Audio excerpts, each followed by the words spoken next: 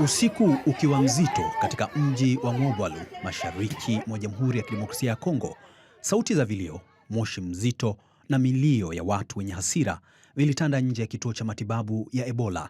Ndani ya dakika chache, hema lililokuwa likihifadhi wagonjwa wanaoshukiwa kuwa na virusi hivyo liliteketea kwa moto, huku hofu kubwa ikianza kuenea kuliko hata ugonjwa wenyewe. Wakazi waliovamia kituo hicho walikuwa wakitaka miili ya ndugu zao waliofariki, wakiamini wamezuiwa kuaga wapendwa wao kwa heshima ya mwisho. Lakini kwa wataalamu wa afya, mwili wa mtu aliyefariki kwa Ebola unaweza kuwa chanzo kikubwa cha maambukizi. Ndipo mgongano wa maumivu ya wananchi na tahadhari za kitabibu ulipogeuka kuwa vurugu za wazi. Katika taharuki ya moto na milio ya risasi zilizofyatuliwa na polisi kutawanya umati, wagonjwa walikimbia kuokoa maisha yao. Lakini kilichofuata kilizidisha hofu.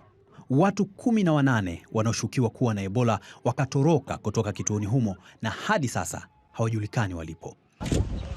Shirika la Afya Duniani WHO linasema zaidi ya maambukizi 900 yanayoshukiwa kuwa Ebola tayari yameripotiwa nchini humo, huku maambukizi zaidi ya 100 yakithibitishwa rasmi. Lakini sasa changamoto si tu ugonjwa, bali kuporomoka kwa imani kati ya wananchi na mfumo wa afya. Kila shambulio dhidi ya vituo vya matibabu linaifanya vita dhidi ya Ebola kuwa ngumu zaidi. Wakati vurugu zikiendelea mashariki mwa Kongo, Uganda nayo imeanza kukabiliana na shinikizo la mlipuko huo. Wizara ya Afya ya Uganda imethibitisha maambukizi mapya ya Ebola mjini Kampala, wakiwemo wahudumu wa afya waliokuwa mstari wa mbele kuwahudumia wagonjwa. Hali hiyo imeongeza tahadhari kubwa katika ukanda mzima wa Afrika Mashariki. Leo vita dhidi ya Ebola si tena ya madaktari pekee.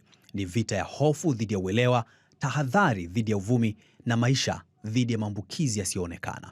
Wakati moto ukiteketeza vituo vya matibabu huko Mongwalu, swali kubwa linaloendelea kubaki ni endapo jamii itaamini tiba za kisayansi au imani dhidi ya taratibu za kitabibu itaendelea kuporomoka. Faraja Samo, Azam News.